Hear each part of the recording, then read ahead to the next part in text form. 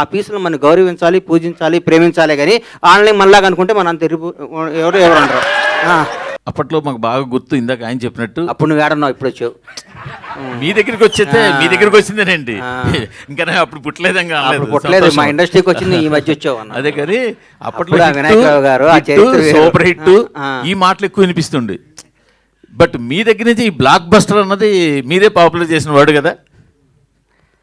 ఎందుకు అన్న మూర్తన్న, అతి తక్కువ కాలం కూడా మీరు నాకు అత్యంత ఆప్తులు, నాకు సన్నిహితులు. నేను 7 ఏళ్ళు ఇండస్ట్రీకి దూరంగా లేనన్న ఫీలింగ్ కల్పించింది మీరు నాకు.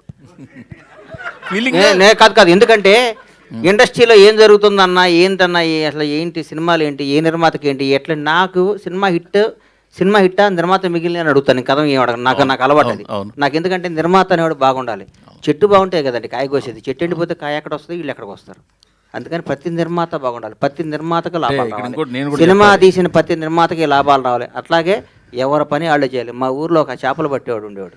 చేపలు పడుతూ రోజు చేపలు పట్టుకొచ్చి బయటికి రాగానే కొనుక్కొని అమ్ముకొస్తుంటే ఒకరోజు ఆడికి ఒక ఆలోచన వచ్చింది. నేను పట్టుకొని నీళ్ళల్లో పొద్దున్న గోచి కట్టుకొస్తే ఈడు అమ్ముకుంటున్నాడు వీడు, అందుకని ఈడే పట్టుకొని వచ్చి గోసి తీసి ప్యాంట్ షర్ట్ వేసుకొని మరి షాద్నగర్ మార్కెట్కి వచ్చి అమ్ముకొని పోయాడు. 2 రోజులు 4 రోజులు అయింది. 5వ రోజు వాడితో పాటు 10 మంది పడుతున్నారు చేపలు.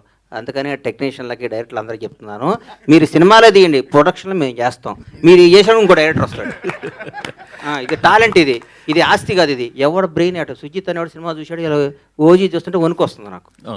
సినిమా చూశాడు, అట్లాంటి సుజితులు 10 మంది వస్తారు. ఇక్కడ ఎవరు రావచ్చు? హరీష్ శంకర్ అనేవాడు ఒక మామూలు సామాన్యమైన మధ్యతరగతి ఒక అద్భుతమైన ఒక బ్రాహ్మణ కుటుంబంలో పుట్టిన ఒక కుర్రాడు వచ్చి గబ్బర్ సింగ్ సినిమా తీసా అంటే ఇది ఏం టాలెంట్? ఎవరబ్బాయి ఇలా దాసనాడు రావా ఏనా?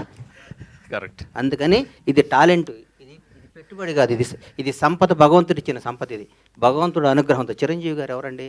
ఒక మామూలు వెంకట్రావు గారు హెడ్ కానిస్టేబుల్ కొడుకు, భారతదేశాన్ని శాసిస్తూ రాబోయే 4-5 తరాలకి బేసేసి ఒక చిరంజీవి అనే పేరు, రాబోయే 100-150 ఏళ్ళు కూడా పలానా టైంలో మెగాస్టార్ చిరంజీవి అనేవాడు ఉండేవాడు. ఒక మామూలు కానిస్టేబుల్ కొడుకు హైదరాబాద్ చెన్నై వచ్చి దేశాన్ని శాసిస్తూ ఇదిరా ఎండింగ్, పద్మవిభూషణ్ అయిపోయింది. ఆయన రేపు మాపో భారతరత్న కూడా ఇస్తారు ఆయనకి. భారతరత్నగా ఆయన రిటైర్డ్ అవుతాడు.